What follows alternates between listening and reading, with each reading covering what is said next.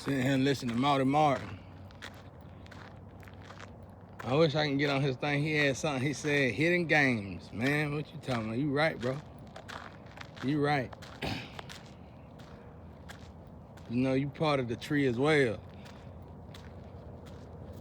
I got a south. Your south node ain't as good as you is, though. The south node trying to take me out. South node version of you trying to take me out. That's just a joke, though.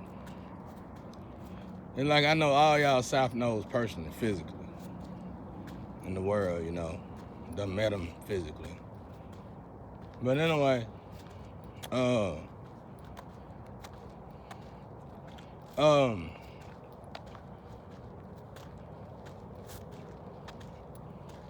was listening to a message that the twins sent to me. And she was telling a story in the Bible about Pharaoh killing all the firstborns, trying to kill Jesus. Let me say something to y'all. Jesus, God, lived on earth one time. Ain't that something? And then to read the Bible and find out that it's really there and it's true. We've been reading the Bible our whole life. Well, I have. I never thought God itself, but when I had that near-death experience, I realized there's a version of us in every dimension. So of course God will have his vessel in every dimension, right? It's all his. Why wouldn't he put himself there first? So anyway, I've been going into this Bible stuff because the Bible I've been really, really trying to get to the bottom of this. Why didn't they do what we do today? Why didn't they act the way we act today? They had drugs back then. They had, of course, sex back then. Why didn't they abuse all this stuff then like we do today? They had every reason to abuse all this stuff back then. Way more than we do today. We got more distraction today. But it's like they didn't even have a distraction, so that's even more of a reason to jump on in it. But they didn't. Why? And I've been getting to the bottom of it. I've been getting a lot of good answers. So the why for me is really for you.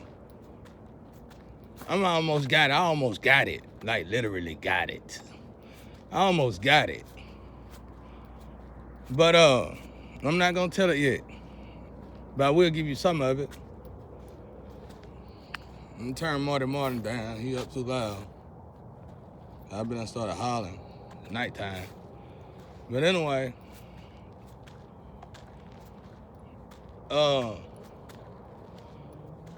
so I'm just amazed that God lived on the planet. So I'm like, oh, God living on the planet. Ain't that something?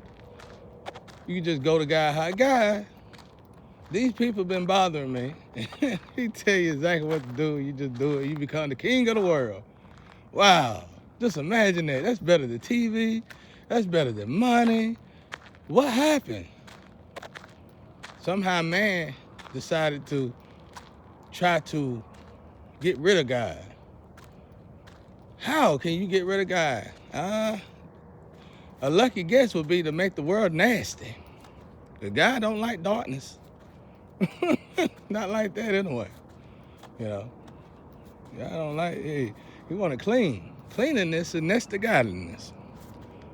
So, you go 3 books before you get to Chronicles, and it teaches you about altar magic and all this stuff. But it teaches you where it originated from and what started it. They started doing it to God, doing the sacrifices to God. Everything was done to God, you know, done for God, to call God. And then they just started doing it to other guys, okay? That's one sign that was clear in our face that God lived here. And when they moved the ark around, that dude said, He went to his grandfather's Bible. He said, somebody brought the ark here. He fell out the chair and died. I didn't mean to laugh, but I had to laugh, bro. I said, my God. He knew the power of it. Somebody brought the ark here. You know, it's a war going. Who brought the ark here? So they was guaranteed. They wanted to win the war guaranteed, bro. They stole the ark. Brought the ark here. Oh, he fell out the thing and died. So I'm like, oh, okay. Something is going on. Okay, now watch this. Now let's go back to what the twin said. Which is true, right? It's in the Bible. Pharaoh killed all the firstborns. Now, do you see the resemblance? So by this time, they figured out how to hide the divine. They figured out how to dormant the divine. They figured out how to sleep the divine. Well, he can't be physically in the world. He coming back, though. He on his way back now. Already working on it. Too late to stop it. But he here, of course, but I'm talking about he gonna be here physically again. Imagine that. Gonna help us get this paradise started. Oh man, that's gonna be some great times. Ain't gonna have no choice but to be good. But they knew to kill the divine. Here's the trick. Here's how you read between the lines. Kill the firstborn, so the Messiah wouldn't get hell. First and foremost, how they knew the Messiah was coming. Who told them the Messiah was coming? Yeah, we know the story and all that, but they knew for a fact the Messiah was coming. You get what I'm saying? When somebody tell us the Messiah coming, we're gonna say, oh, he be here. And a lot of us deep down inside ain't gonna ever believe it. But for him to take out all of the firstborn kids on a certain time and date, he knew for a fact,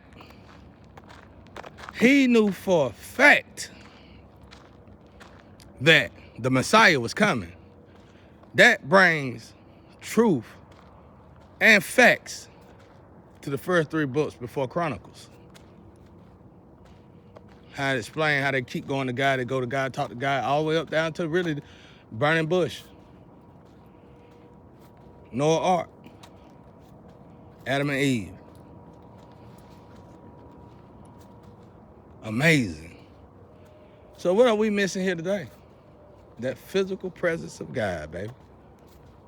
I mean, God been here, been in this world, been always with us. You know he's with us spiritual, we know that. But imagine that though, physically in the world.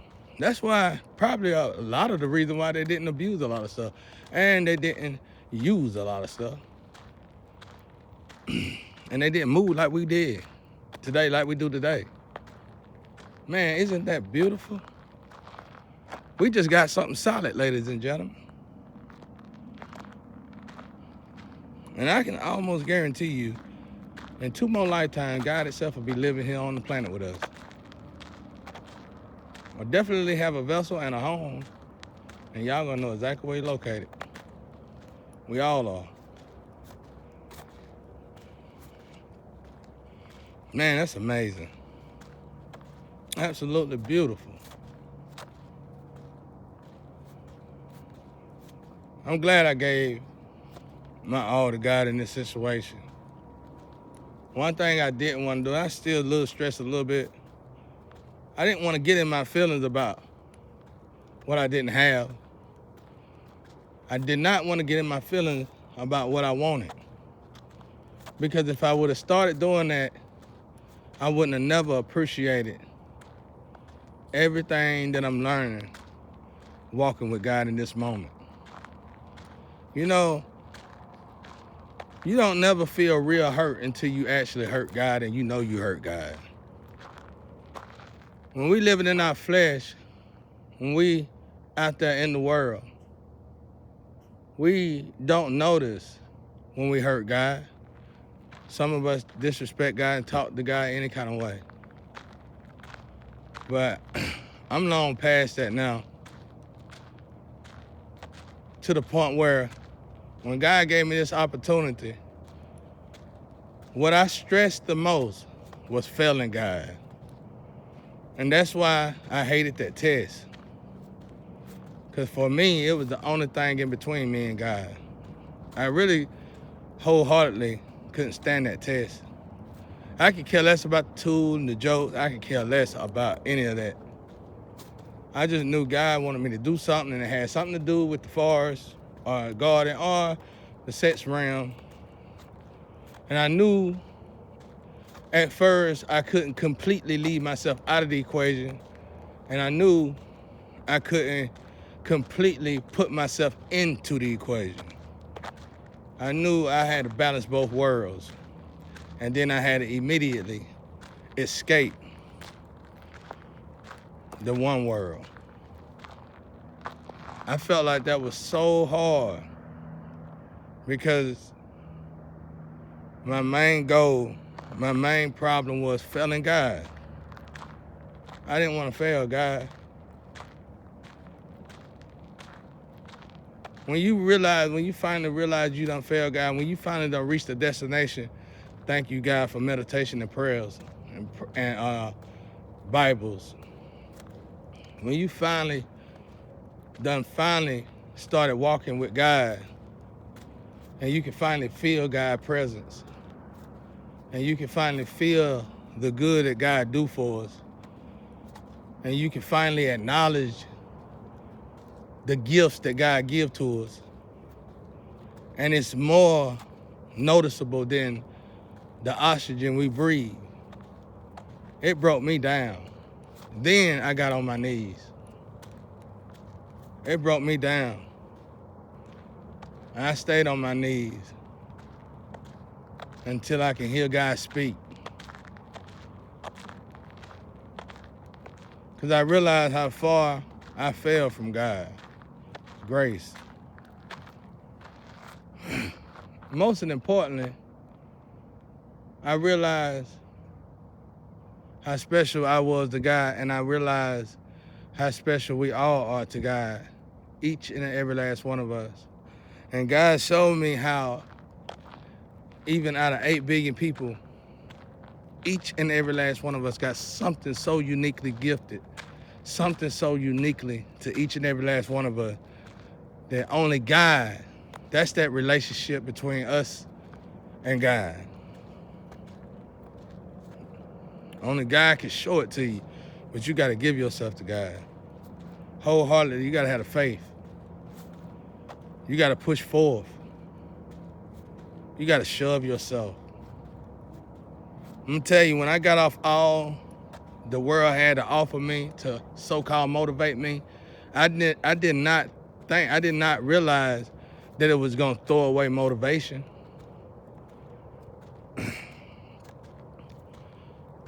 I did not realize that motivation itself probably is an illusion. Is motivation even in the Bible? I did not realize that if I didn't have a family to strive for, loved ones to strive for, even Goku had to get powered up just thinking about his family, even though he could use the Dragon Balls to bring them back. You killed my family! You know, he go crazy. Power up. But when you don't have nothing like that,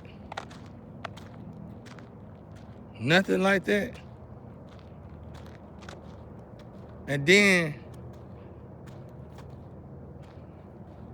your motivation, you know, all the motivation you have is God, wow. It's a mano a mano. You gotta show God, you're gonna have to show God that you love God. You're gonna have to shove yourself in the right direction. Then you're gonna have to keep yourself in that right direction. Then you're gonna have to build yourself in that right direction. Then you're gonna have to solitude, you're gonna have to make yourself solid in that right direction. That's when you start to resemble your grandparents. If you had good one like I did, I had awesome grandparents. I wouldn't have traded my grandparents for nothing in the world. I told them to come back, but then I said, never mind, because they're more ruthless than I thought they would. You just stay on over there. Help me from the other side. I love y'all very much, though, you know it. Y'all doing a good job, outstanding job. I couldn't have asked for no better grandparent. I owe that to God. Like I said, my grandpa held me up like Simba. Held me up to the sun. That was the one story my mama told me that I believed.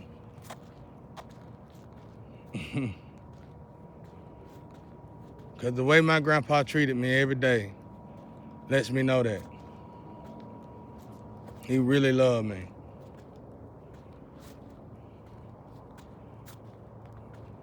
You know, people make mistakes.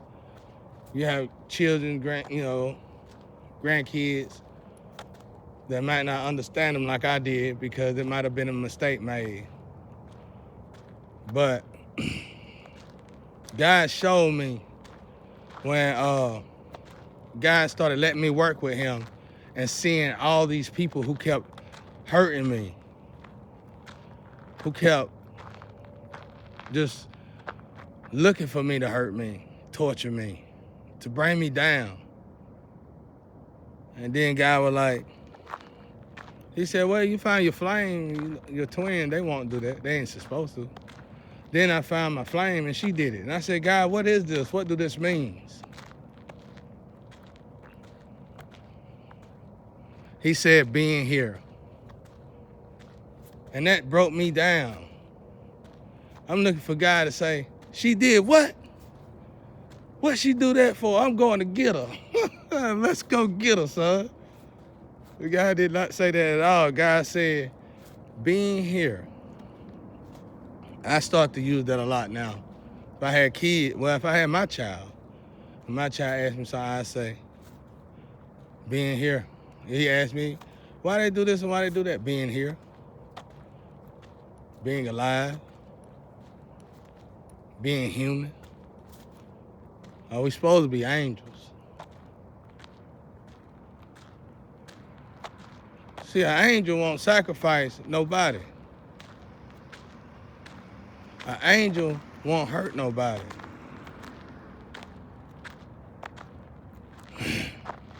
Especially when they're on the right path like they're supposed to be. That's how you know when you're an angel. You know? That's what's going to create our paradise. But we got to understand that we are in this human vessel. I've seen angels take over their vessels and fall to being here. I'm waiting on the angel to get in the vessel already, buddy, so we can get this money. So we get this truck run, we can live, we can finally live. And the vessel almost take over the angel. Ooh, and that's even worse, because now this vessel got superpowers. And they finna really put it on me. And I just tell them, get away from me. Just get away from me, stay away from me. That's why I was saying to the young ladies, well, they older ladies, but these two names, Kareen and I can't remember the other. But y'all part of my tree. God showed me that when I was reincarnated. He showed me a lot of people. It's a lot of people in this neighborhood, we're part of the same tree. Warrior angels, born in hard wilderness, born in hard situations to activate us, to grow and evolve us.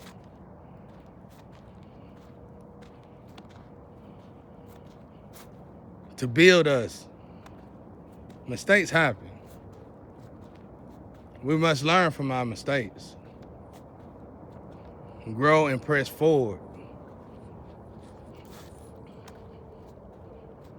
That's what they're for. I know it's hard because you keep giving people chance after chance and they keep doing it again and again. That's why you gotta learn and understand energy.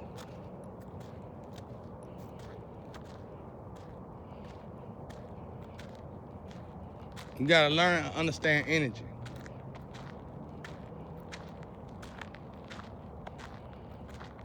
Some of y'all are more closer to my tree than the actual family I was born in. And you can tell this by the way we think. the way we move, our different sense of humor, the differences between all of us. But yeah, it's just awesome to know that God once lived on the planet in the physical. God itself. So now we know that the people know, the elite know, the high-ups know that God do got vessels. That's probably one of the secrets they kept from all of us, which was understandable, definitely. Look at how I got done in this situation. My God. They were coming from all angles. But I knew it was a test from God, and when you getting hit like that, and when you know God with you, you just, for me, you just pray and say, I just don't want to fail you, God. I can see it coming. I can see the war coming. I can see the pain coming. I can see the trauma coming. I can see the turmoil coming. And it's all coming from me, straight at me. And the only thing I got to say to God in that moment, while I got it to say to God, is please don't let me fail you, God. Please don't let me fail you. That's it. I see it coming. I see the storm coming. And I'm finna take it. Full on. And as long as I know I got you, I can take it on and some more. I just do not, whatever I do not want to fail you, God. No matter what. Please don't let me fail you. That's why I tell y'all out there, when God give you a gift, you want to hurt God, if you want to know when you have truly hurt God, how did you treat the gift that God gave you? My Father always been here with all of us. We blame him and we hurt him as much as we could possibly hurt him just because of the trials and tribulations that he really blessed us with, so it can build us and make us a better us. Step, quit crying. I feel this girl hard. If it ain't you, it's one of them. I know it's you, though. Somebody crying. But that's what it is. That's how it is with me. Like I said, it's that part in the Bible where it say, surely I tell you, if you thought about it, you done it. I had to let it all out. Even though the rage was setting me back, even though the complaining was setting me back, the venting was setting me back, I needed it. I needed it. Because I had already conquered the external, but I'm really battling this internal. But I already conquered my thoughts. But I thought that the thoughts was all it was to conquer when it came down to the internal. I wasn't looking for the emissions. I didn't think about no emissions. I didn't think about the steam in the heavens that they could see coming from each and every last one of our vessels, just from the way we think when we get hit with a low blow. I didn't never think, it never occurred to me that steam emissions would show in the heavens our feelings, show to the heavens our feelings as soon as we got hit. I wasn't expecting that, ladies and gentlemen. And then I was down again. My God, Jesus, you was incredible. No wonder you were so comfortable, calm, cool. You got through all of that. I almost got disrespectful and asked God, what's after this part? Not in a disrespectful way, but just saying, is there anything else I should be expecting? My God. Not in no bad way. It's just like, this is really deep. So this is what it looked like when you look at a person's heart. This is what it feels like when you notice a person's heart. When you look at lust, that steam raise up in the heavens and forms before you can even form a thought from the lust. Imagine that. So surely I tell y'all the truth. If you want to notice when you done hurt God, how did you treat that gift God given to you?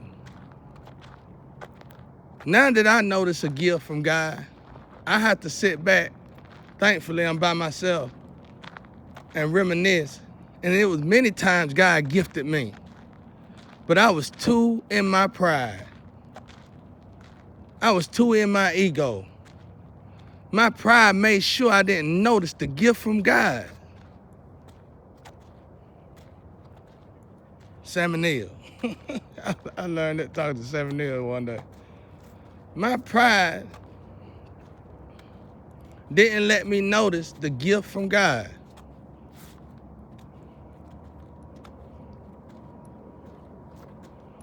Imagine that. And when I noticed, I'm looking at it, I said, oh, I noticed the gift now, because I was complaining to God. I was crying to God. I said, you put me on a planet by myself. God said, you really think I put you on a planet by yourself? They've been lying to you. And I'm finna open your eyes for you. And I got to go down the line of all the women, all the loved ones that God put into my life that I either never noticed, I was too scared to ask out, and the demons noticed it before I noticed it. And they made sure they asked them out. They made sure they took them out. And now I have to look at some of these people. And no offense or nothing, but a lot of the North Nodes that got, somewhat hit, I know exactly what happened to my South Node tree. To the South Node of part of my tree. I know exactly what happened. And that hurt me. So if you really want to know when you done hurt God, you got to really ask yourself, how many times have you done turned down blissfulness from God, a gift from God? How many times did somebody come up to you and wasn't good enough for you, didn't look good enough for you, didn't seem good enough for you? How many times did you turn down something because your parents taught you in such a way to where you knew for a fact and you felt comfortable inside to say it wasn't really good enough for you? God working in mysterious ways, ladies and gentlemen. I tell you, my Father working some mysterious ways. It's like whatever you was programmed to think, he gonna make sure he deprogram it to make it sink, because he gonna send you your gift in the way that you was programmed to think that it wasn't a gift. Amen. Ladies and gentlemen, I tell you the truth. That's why I made that song. God gave you a gift, and you might as well have spit in God's face when he gave you the gift. It wasn't good enough for you. We didn't acknowledge it. And then when it came to us, and when it came to us as a gift, we treated it bad. I did something wrong to a guy. I had a friend one time. We were painting cars together. And, at them times, my mind was gone, bro. I was still young. I was young enough. But I was old enough to know better. And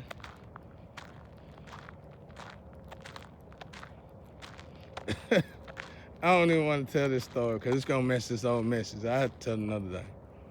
But something went down while we were painting this car together. And he was like, why you hurt me like that? Let me just say that. Why you do that?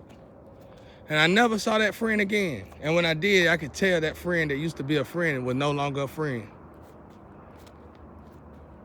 But he was really the only friend I had. Especially after I lost the one that I did have. It's like it's never good enough for us. It's never good enough for us. And I asked God this too. I said, why is it like that? And he was like, you know, your twins, your flame, your soulmates. They might be good in this physical life. You might be good in the spiritual life. Or vice versa. Or y'all might have sort of the same type of life. But when you come together, you make a new life. Why would I put y'all together when both of y'all are already perfected? How could you build a new life? How could you enjoy trials and tribulations together? How could you grow together? How could you build together, live together, enjoy each other harmony together if you didn't have to actually go through nothing together? How would you know that you really love each other?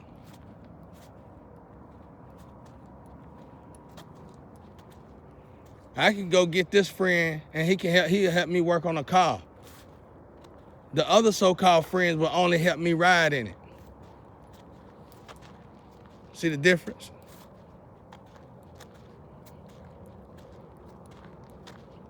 See the difference? Same thing with a lover. You get with a lover, you gain all this weight, do they still love you? Or do they just tell you they love you, but you can sense and feel that they don't still love you?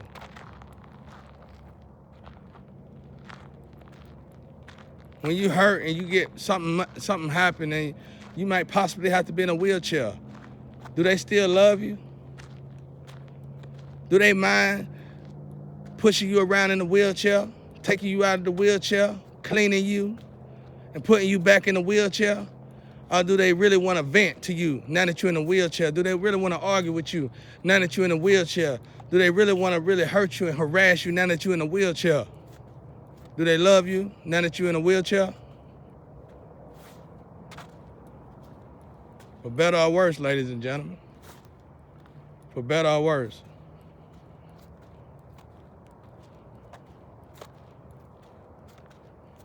We gotta learn to treat people like God treat us. That's all I'm saying.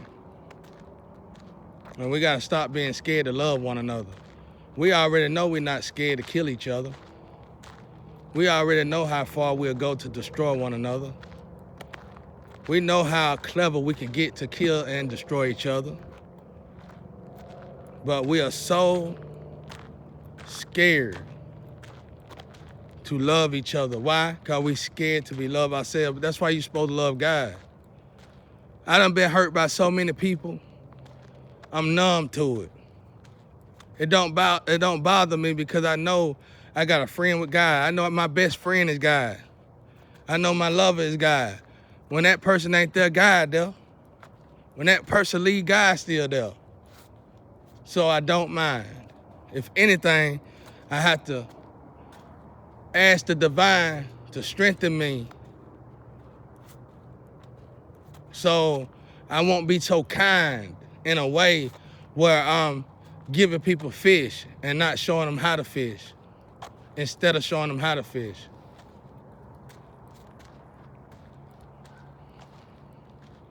Because sometimes people will wish you, sometimes people will take advantage of you when they don't recognize the strength in you. And it's almost like they programmed to do that. It's almost like it's guiding them, telling that to you. You really want a friend, you really want a lover, you gotta be able to protect them. Stand up for them like you stand up for you. Like God do to you. But love God before them, love God before everybody, even you. Life is really complicated when you really dig into it. When you really want to get to heaven, it's really complicated, y'all. And when you really find out how complicated it is, you're going to pump your brakes on trying to collect so much money. Because you're going to know personally, the more you have, the further away from God you're going to be. It's almost impossible. That's why Jesus said what he said to that tax collector. You want to walk with me, you're going to have to clear your mind. You're going to have to clean your plate off.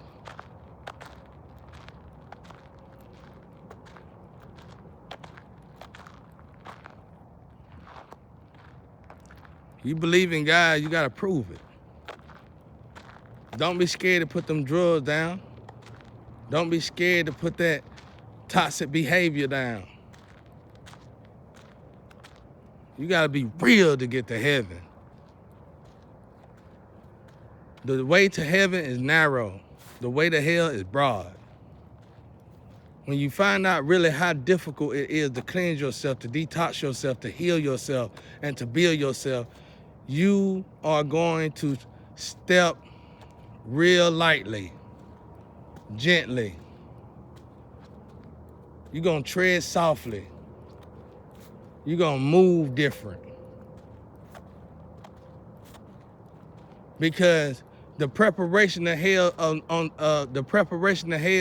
that we go through on earth, which is in these slums, in these dark places, already let us all know that we don't want to actually go to hell. Prison lets you know you don't want to actually go to hell, especially when everything that's the worstest of the worstest on earth is 20 times worse than hell. The signs is there. Do you feel better when you're sick, or do you feel better when you're healing?